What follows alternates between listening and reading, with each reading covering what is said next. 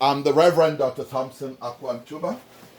I am the international founder of Ntuba Ministries International. Ntuba Ministries International. And I want to speak to you on God and war. God and war. And I realized that a lot of people don't know the place of God in the schemata of the happenings of the world today. And they are very confused. If you are a Jew and you practice Judaism, as some do, you rely a lot on the Pentateuch or the writings of Moses.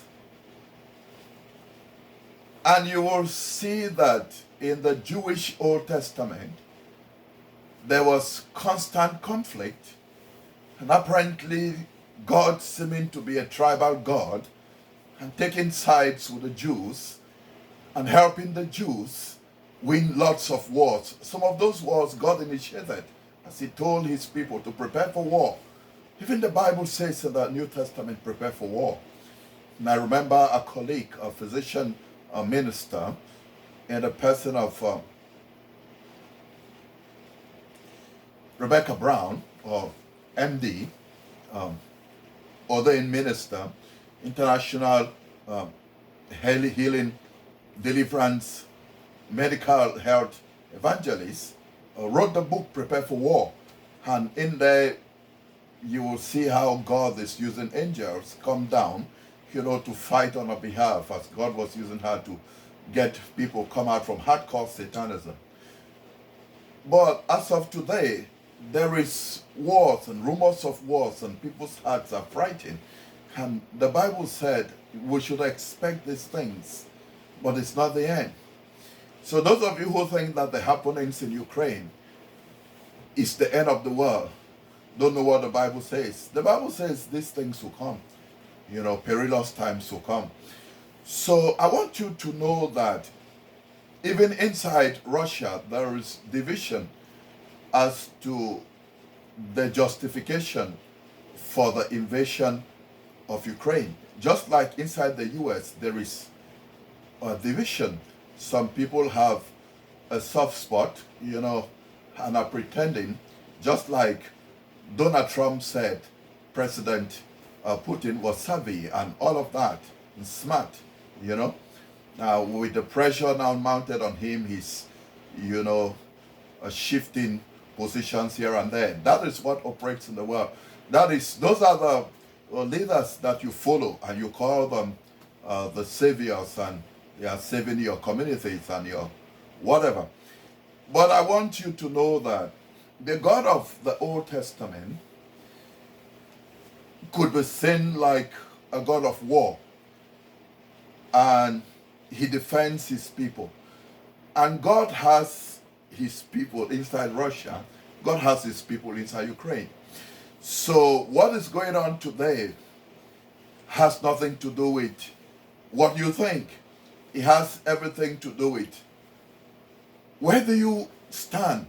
If you die today, where are you going to go to? You could die from war. You could die from eating stuff which is not healthy. You could die just from a stroke. Some of those things, you have a sudden myocardiac infarction, a part of your heart dies, and then there is arrhythmias and related things, and then you go into a cardiac arrest, respiratory arrest, and before you know it, your cerebral functioning and brain organs are dead, and you're gone. So make no mistakes, the happenings of today are not new. Man has always been in constant friction and war, and the Bible says that these things will only end after Jesus comes, which means that those who don't believe in the coming of Jesus should be ready to deal with this all through the existence of man on earth.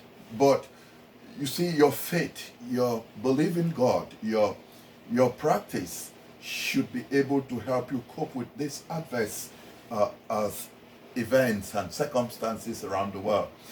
One of the things that your faith and your religion should help you to do is to be able to make sense, the essence of life, of purpose, and because people look at it like we're spending billions of dollars, creating weapons of mass destruction and then shipping these things, from place to place. Those who are threatening others now, the Russians, making it almost look like there is no superpower, because if we are that super and that strong, how come that the Russians have you where they want you to be, and they're threatening that they are going to turn this whole thing into a fourth world war, fifth world war, third world war, and people are scared, and they have a right to be scared, because if they start throwing nuclear heads and weapons into the United States and killing Americans, people will be like, why did you go to Ukraine? Well, is that your business? Well, you see, that all lives matter. The lives of Russians, the life of